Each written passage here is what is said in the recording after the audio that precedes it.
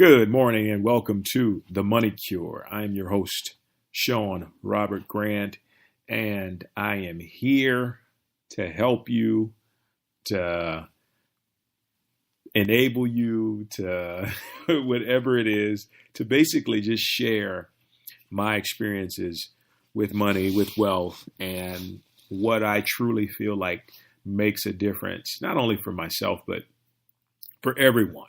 Because the truth of the matter is, we all need money. We all, to some degree, love money. We all have to use money. So why not find ways to use it wisely and use it to our advantage? And so that is what this entire podcast is all about. You know, that's why it's called The Money Cure. It's being able to help individuals to discover ways to not only necessarily make more money, but to keep the money you have. And that really falls in line with today's episode, conscious spending. Okay. And so this is something that's so very important. And I'm going to get into it, for a few reasons why. Oftentimes we really need to be conscious of our spending because we can never get ahead if we are impulsive spenders. And what I mean by impulsive spenders, you see you have money in your account and you see something you like and it costs less than what you have in your account, and automatically you justify that as reason to buy it. That is a danger in itself. And so the reason it's a danger is because oftentimes, and I think one of the biggest, and this is kind of out in left field, but it makes sense. I'm going to tie it in together for you. One of the biggest problems I see in this day and age is funerals. And what I mean by funerals is funerals cost a lot of money. Like, let's just say to bury somebody is almost like getting ready to buy a new car. And, I just observed this in multiple circumstances with multiple people, that I've seen who maybe the person who died doesn't have life insurance or some type of coverage or whatever it is.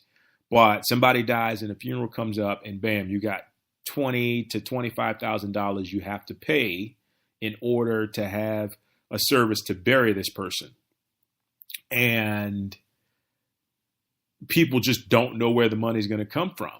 So what happens is they build these GoFundMe accounts and, they try to accumulate money from that, when in actuality, if you're a conscious spender and you all are always putting money away, you're always basically using your intuition to decide what it is you need to spend money on, you'll find that you'll have more than enough for the emergencies.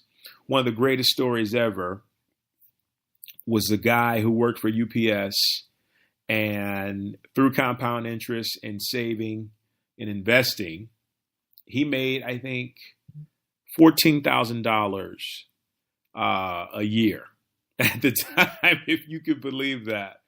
But this guy wound up having a multi-million-dollar nest egg. And I mean, not like 2 million, 3 million, 4 million. It was like almost in the hundreds of millions that not quite, close to like 100 million or so, just through compound interest and through investing off of 14 grand a year. Now, this is a story I've heard multiple times from Tony Robbins, but that just goes to show you it's believable. It's doable no matter how much you make. Immediately we go to the realms of thinking that, in order to have that kind of money, we've got to make that kind of money. But when it comes to money, it just comes down to being creative. It comes down to being smart, being frugal, being well aware of what serves you and what doesn't. Okay. And so I'm not saying that you have to give up your morning coffee or your tea that you like to get, before you go to work, or, your weekly night out, but there's ways to be better about it. Okay. And so getting back to the whole funeral thing, that has been a catalyst to help me to want to be more conscious when it comes to spending money because, you know, life insurance or not, you never want to be in a position to where you are like struggling to where you have to open up something and ask people for help. Not that, you know, people won't help you, but still you want to just be in charge to be able to control your own financial future. And that's what that comes down to. So the funeral story is just about understanding, okay, what am I spending? Is it conscious spending? Is it in vibration with, you know, my higher path? Is it in vibrational harmony with the way or the path that my life is taking? You know, you have to ask these questions no matter what it is that you're spending, because if it is, then that ensures you that you're on the right track and money is going to continue to flow. But there's a thing that happens when you start to abuse the use of money and you spend unconsciously. It starts to dry up. You know, it starts to dry up. And a lot of times it's a sad situation when that happens, because you can create a healthy circulation of finances in your life when you decide to do what I like to call mindfulness spending. And what that means is that every purchase, you stop for a moment and you see if it makes sense. You ask yourself, what are the benefits that I am getting from purchasing this? What types of things are going to exponentially add to my life by purchasing this thing here?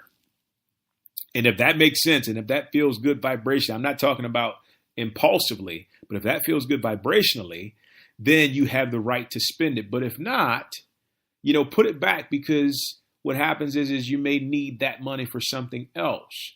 Now, the trouble is we live in such a society that's geared on throwing all types of marketing campaigns and ad campaigns in your face that tells you what you need and how fast you need it, that if you are not in tune with this, you will get sucked in to buying stuff and buying stuff and buying more stuff.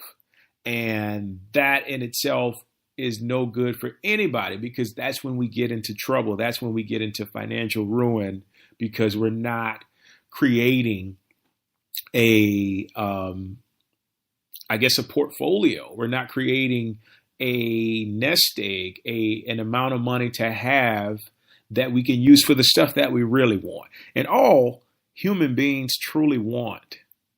We don't necessarily want the money. We don't want all the money. We want the lifestyle. We want the happiness. We want the travel. We want, you know, that new car smell and to ride that new car and to just have the experience of how it will feel.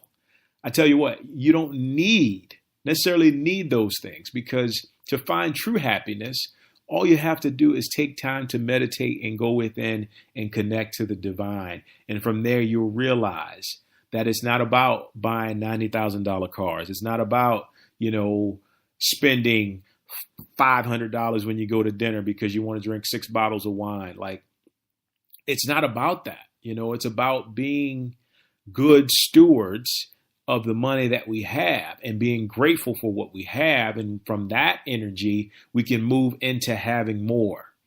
Money is only attracted to the people that are aware of its circulation and how healthy the circulation needs to be.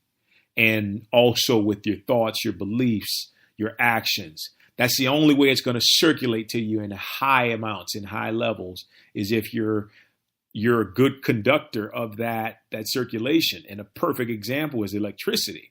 You got a bad wire and you're trying to run electricity to a light, it's either going to explode and blow up, or it's just not going to work at all. And that is a direct correlation to how money works with people. If you see somebody who is not circulating enough income, it's likely because they're not giving enough, or they're spending frivolously, or they're buying impulsively. And so that's what conscious spending is. Conscious spending is just finding creative ways. Creative is the key word because that's our divine essence, our ability to create, to be in the image of God. That is what helps us to build that healthy connection. So if we need to turn on the light turns on in a heartbeat and bam, we're good to go. So my point of today is to understand that money is tied into your intuition. And if you hadn't developed your intuition yet, you need to start. And once again, I'm going to throw it in here. But meditation is the way to start. Quiet time is the way to start. At least 30 minutes a day, whether it's 3 sets of 10 minutes or 15 in the morning, 15 at night. Just get quiet and connect inside. Quiet everything down. Connect inside. Connect to your heart. Connect to God. And ask for guidance. Ask for help. And what you'll find that you'll start to experience a joy. You'll find that you'll start to experience such peace to where you don't need things. Like when I wake up in the morning and as my account has started to grow, I've started to make more and more money, I don't need to run and go do stuff. I'll give you an example. I used to go to the movies all the time. Love going to the movies. It was just such a fantastic ride for me. But it was at a time where I was feeling really depressed in my life and I wasn't happy with what was going on. So I decided that I was going to go to the movies multiple times a week. And I started to see how much money it started to cost me over time in doing that. And then I had to reassess, okay, why am I really doing this? What is the real reason that I'm constantly going to the movies? And it was an escape from what was happening in my life at the time. Okay. And so that's the key word. A lot of times we feel like we have to spend to escape our own reality. If you're escaping something, that's even more reason to meditate, to face it, to heal from it. So you're not using spending as an outlet as opposed to facing your emotions. Trust me, it's difficult when you do face it, but you come out so much better on the other end. And you get to a place to where I am right now, where I realize I don't really have to go to the movies. Like I have Netflix, I have Hulu, I have iTunes. I can rent a movie for like $3.99 and eat something here as opposed to going to the movies and spending $35 in a matter of minutes. And so by doing that, what happens? I attract more money to me because I'm being a good steward of the money that I have. And that's all it comes down to. And just, once again, I can't reiterate this enough. Always, always be conscious enough to know if you're running away from something. You're using spending money to run away from something that you have to deal with emotionally, because that happens more often than we would like it to. And we have to take a step back and reassess what's going on. Okay, why do we really want this? Do we really need this? Is this going to benefit us in any way, shape, or form? Like, what are we running away from? What do we need to face? And when you answer those questions, you find, you know what?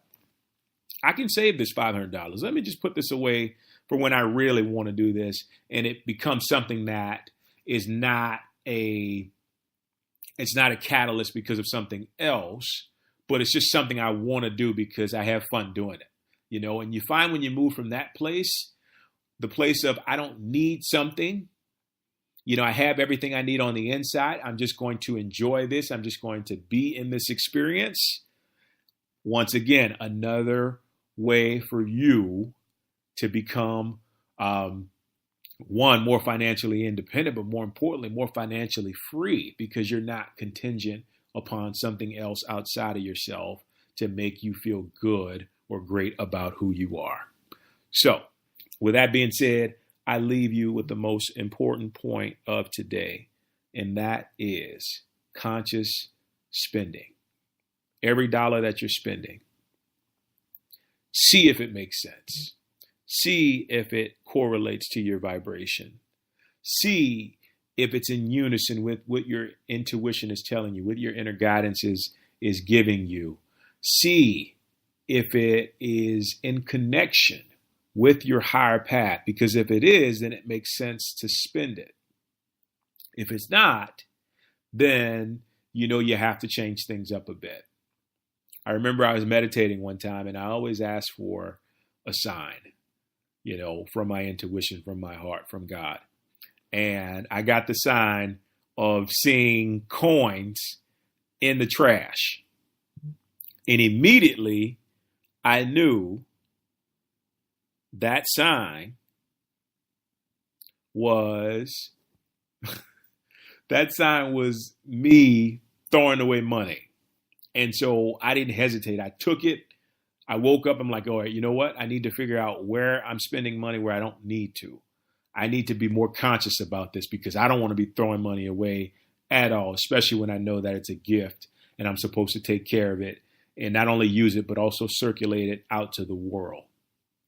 So always be open, always be willing to make the changes that you need to, and you will be in good financial standing. Guys, thank you so much. It has been a pleasure. As always, look forward to seeing you on the next episode. Have a wonderful day and take care of that money. Spend consciously. Talk soon. Bye-bye.